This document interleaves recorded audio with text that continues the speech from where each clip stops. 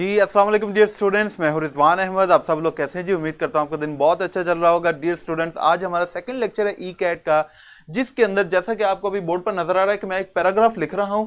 आज हमने paragraph practice करनी है। मैंने आपको पहले लेक्चर के अंदर कुछ बेसिक स्ट्रेटेजीज बता दी थी। आज मैं आपको कुछ और चीजें बताऊंगा कि जब हमने पैराग्राफ पढ़ना है तो हमने किन चीजों को, कौन सी स्ट्रेटेजीज हैं, कौन से पैरामीटर्स हैं जिनको सामने रखना है। इसलिए ये पैराग्राफ मैं आपके सामने लिख रहा हूं। जैसे ही ये पैराग्राफ लिखूंगा फिर मैं आपको इस पैराग्राफ की रीडिंग करके बताऊंगा कि कौन कौन सी टेक्निक्स होती हैं पैराग्राफ को पढ़ते हुए, कैसे हमने इंपॉर्टेंट चीजों को अंडरलाइन करना है। ठीक है, आप मेरे साथ रहिए। ये पैराग्राफ जो मैं लिख रहा हूं ये बेटा पास पेपर से मैंने ली, बहुत ही ये इंपॉर्टेंट पैराग्राफ। जैसे कंप्लीट होता है फिर इसके ऊपर जो है वो हम डिस्कशन स्टार्ट करने जा रहे हैं। ठीक है, और एक बात इसके साथ साथ बता दूं कि आपके पेपर जो है वो कंफर्म हो चुका है कि ऑनलाइन ही होंगे। इसलिए जो है वो हमें थोड़ी सी अब अपनी कंप्रीहेंशन की जो टेक्निक है उसको मॉडिफाई करना पड़ेगा, चेंज करना पड़ेगा। क्योंकि एक चीज जो आपको स्क्रीन पर शो हो रही होगी, आपने वहां पर देखते हुए कैसे जो है एक अंडरस्टैंडिंग डेवलप करनी है। और आज के इस लेक्चर के एंड पे आपके पास एक टेस्ट भी होगा इसी पैराग्राफ में से, और आपके पास जो है वो उतना ही टाइम होगा जितना कि मैं कहता हूं कि आपके पास पेपर के अंदर जो है वो अपना पैराग्राफ अटेम्प्ट करने के लिए होना चाहिए। That is maximum 7 to 10 minutes. उससे पहले हम अपनी डिस्कशन जो है इस पैराग्राफ के ऊपर कंप्लीट कर चुके होंगे। अच्छा जी, according to the experts, steel melts at around 1500 degrees, full stop. Experimental studies show that in such cases of accidents, fire never exceeds 400 degrees। ठीक है, अच्छा जी, नेक्स्ट आगे चलते हैं जी। How could the fire resulting from hitting the planes melt the steel rods? अच्छा जी, full stop. If those rods did melt, then why the upper half of them did not mold and caused the upper structure of the building to collapse? By this way, the lower part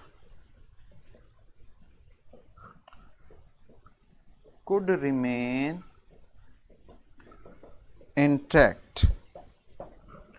Why did not this happen? Why did not this happen? Question mark. Why did the building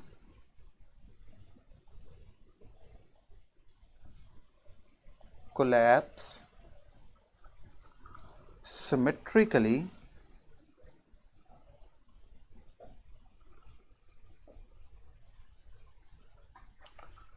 on its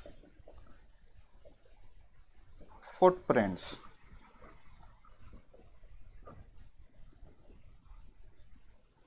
And how the third building and how the third building collapsed even when nothing did hit it। बेटा मैं अभी side पे हो रहा हूँ, ये आपको, ये मुझे मेरी स्क्रीन जो है जी बेटा, ये आपको अभी जो है वो स्क्रीन के ऊपर ये बोर्ड नज़र आ रहा है, इसके ऊपर एक पैराग्राफ लिखा हुआ है। पास पेपर से हमने ये पैराग्राफ लिया हुआ है, बहुत इंपॉर्टेंट, आपने इसको अब गौर से पढ़ना है। आज जो मैं आपको एक चीज़ समझाने जा रहा हूँ कि जब भी आप एक पैराग्राफ पढ़ेंगे उस पैराग्राफ के अंदर डिफरेंट तरह के स्ट्रक्चर होते हैं। जो दो स्ट्रक्चर आज मैं आपको समझाना चाह रहा हूं वो है, एक पैरेलल स्ट्रक्चर होता है, ठीक है,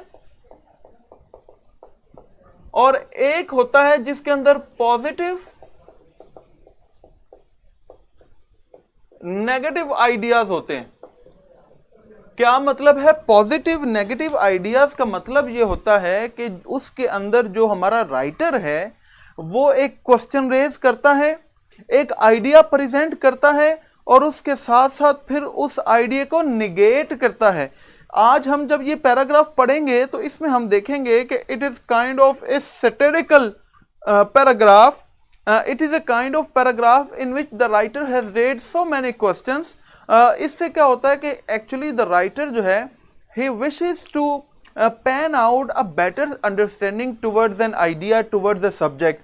हमारा जब हम एक पैराग्राफ यहाँ पर पढ़ेंगे तो उस पैराग्राफ के शुरू में ही हमने देखना है कि ये जो हमारे पहले एक दो सेंटेंसेस होते हैं ये हमारे मोस्टली, इसे हम कहते हैं टॉपिक सेंटेंस।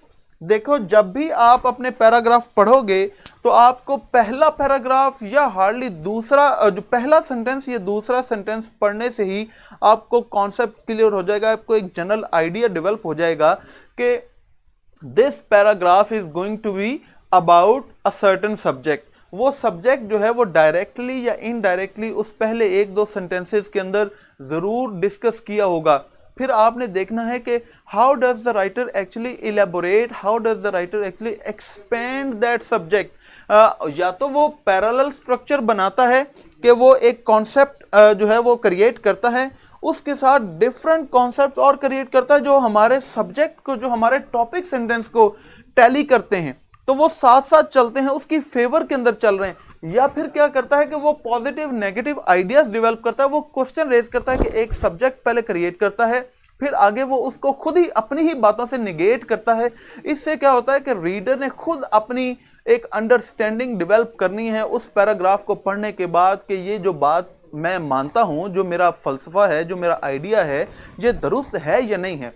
पहले मैं जल्दी से इस पैराग्राफ को आपके सामने पढ़ लूं।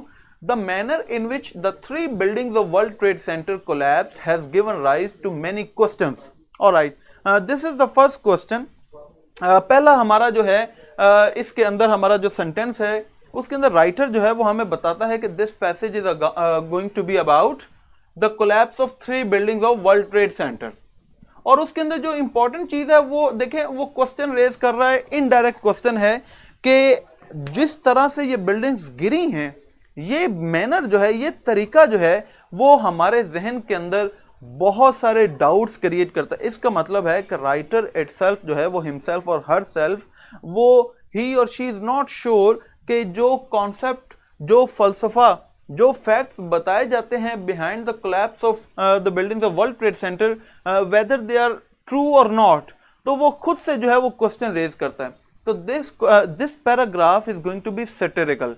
ये क्वेश्चन फॉर्म के अंदर, इसके अंदर आपको नेगेटिव थॉट्स भी मिलेंगे, इसके अंदर आपको ऑपोजिट थॉट्स भी मिलेंगे, ठीक है जी।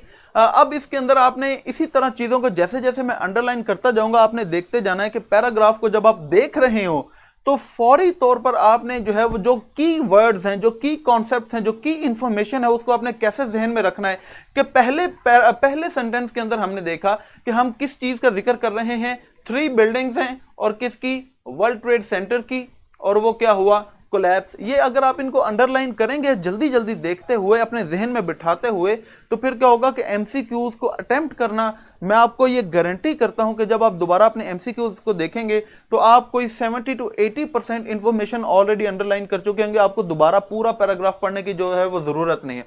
These questions were raised bye experts. Who raised those questions? Experts। तो हमें पूरा जो है वो सेंटेंस उसको कॉपी करने की जरूरत नहीं है, हम इसके अंदर जो कीवर्ड है हर सेंटेंस के अंदर जगह जगह पर उनको हम जो है वो अंडरलाइन करते जाएंगे ताकि हमें आइडिया हो, एक जनरल कॉन्सेप्ट हमारे जहन में बैठ जाए। तो अच्छा जी, अब यह क्या हुआ कि इसमें क्वेश्चंस रेज किए हैं, एक्सपर्ट्स ने रेज किए हैं। फॉर एग्जाम्पल, अब वो कौन से क्वेश्चंस हैं? अब substantial parts of it material was converted into powder. यहां पर हम ये जो कीवर्ड है पाउडर, बस वो जहन में रखेंगे कि सबसे पहला जो एक कॉन्सेप्ट हमें बताया जाता है कि जब वो प्लेन्स हिट किए उस बिल्डिंग को तो ज्यादातर जो वो बिल्डिंग है वो एशेस बन गए, राख बन गई, पाउडर बन गई। How does one explain this? अब देखे नेगेटिव, अगेन उसके ऑपोजिट, कि ये एक फैक्ट है, ये एक कॉन्सेप्ट है जिसको आमतौर पर जनरली सच माना जाता है, लेकिन राइटर जो है ही और शी क्वेश्चंस दिस फैक्ट। अब वो कहता है कि ये जो ऐसा ये हुआ कि सारी बिल्डिंग ही एशेस बन गई, पाउडर बन गई, हम इस कॉन्सेप्ट को कैसे एक्सप्लेन कर सकते हैं कि इतनी हैवी, इतनी बड़ी बिल्डिंग बनी हो और वो सिर्फ जहाज के टकराने से वो जो है वो सारी पाउडर बन जाए, राख बन जाए? तो हम कैसे, according to the official version. अब अगेन ये देखें कीवर्ड आ गया, आगे हम देखने जा रहे हैं ऑफिशियल वर्जन। अभी तक यहां पर देखें जुबानी भी हमारे जहन में बैठ रहा होगा कि हम बात कर रहे हैं 3 बिल्डिंग्स वर्ल्ड ट्रेड सेंटर के गिरने की, ठीक है। उसके अंदर जो एक हमने बात की कि एक्सपर्ट्स जो हैं उनका व्यू बहुत डिफरेंट हो सकता है। तीसरी हमने चीज देखी कि इसके अंदर क्वेश्चन रेज किया जाएगा कि कैसे ये सारी बिल्डिंग जो है वो जहाज के टकराने से जो है वो पाउडर बन गई। अभी तक हमने ये पढ़ा। उसके बाद फिर जो ऑफिशियल वर्जन, जो गवर्नमेंट का वर्जन है, वो क्या है? The building collapsed because the vertical steel rods around which the structure was erected were melted by fire। अच्छा जी, ये हम अगेन ऑफिशियल वर्जन हमें क्या कहता है कि जी ये बिल्डिंग कोलैप्स क्यों हुई, ये बिल्डिंग जो है वो कैसे सारी पाउडर बनी?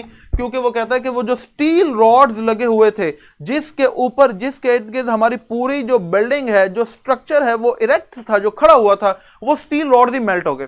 तो जब अब देखें ना, जिस रॉड्स के ऊपर जो आपने अपनी फाउंडेशन बनाई है वो फाउंडेशन ही आपकी मेल्ट हो गई, राख हो गई, तो वो कहता है कि वो सारी बिल्डिंग ही नीचे गिर गई और वो पाउडर बन गई, खत्म हो गई सारी बिल्डिंग। अब अगेन दोबारा फिर according to the experts, again यहां पे देखें एक्सपर्ट्स क्या कह रहे हैं, स्टील मेल्ट्स एट अराउंड 1500। बहुत देखें, जो फैक्ट्स होंगे, आपने चीजें कौन सी अंडरलाइन करनी होती हैं?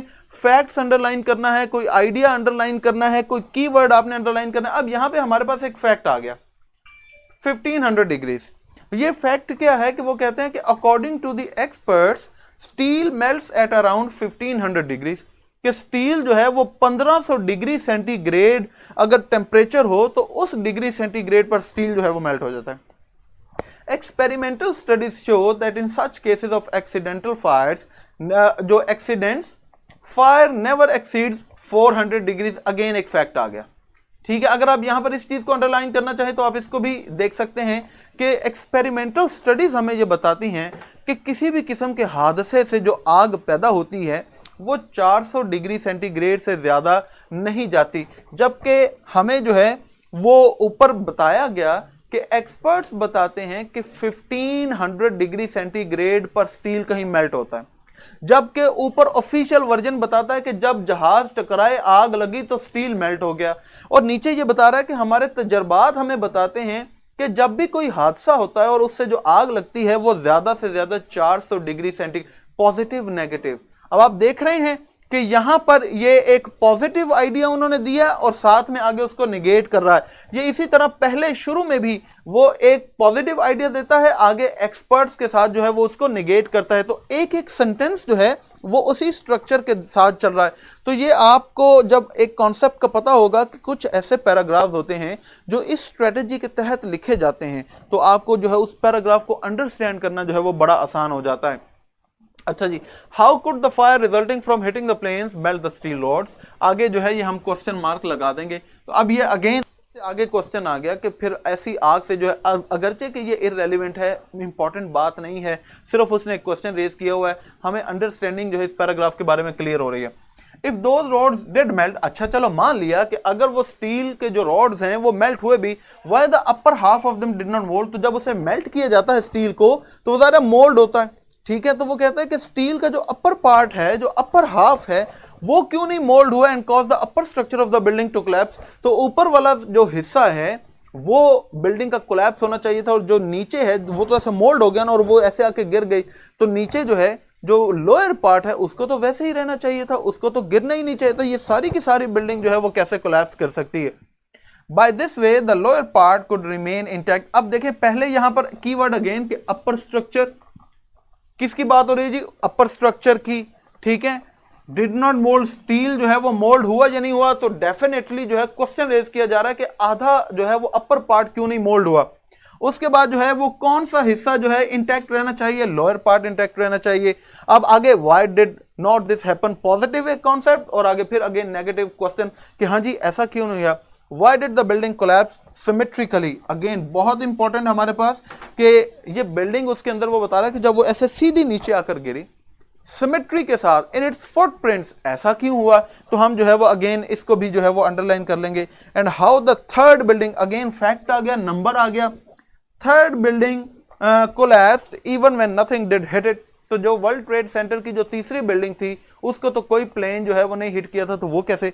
तो ये अगेन जो है जो भी आपके पास नंबर आएगा, जो भी आपके पास फैक्ट आएगा, आपने फौरी तौर पर उसको जो है वो अपने पास लिख लेना है, अंडरलाइन कर लेना है। जब भी आप कोई पैराग्राफ पढ़ें, ये अभी आपकी प्रैक्टिस हो रही है, तो जितनी आप प्रैक्टिस करेंगे तो पेपर में जो है वो उतना ही आपके लिए आसान होगा। अभी अब स्क्रीन के ऊपर आपने ये सारा पैराग्राफ पढ़ लिया, मैंने चीजें अंडरलाइन कर दी, स्क्रीन पर आपको जो है वो इससे रिलेटेड क्वेश्चन आंसर्स जो है वो अभी मिल जाएंगे। आपने उन क्वेश्चंस को पढ़ना है, ये पैराग्राफ आपके सामने है, और फिर आपने इनके आंसर्स करने हैं। चलें, आपके पास टाइम जो है वो 4 से 5 मिनट लगभग होगा जी। क्वेश्चन आंसर्स जी बच्चों को स्क्रीन पर शो कर दें।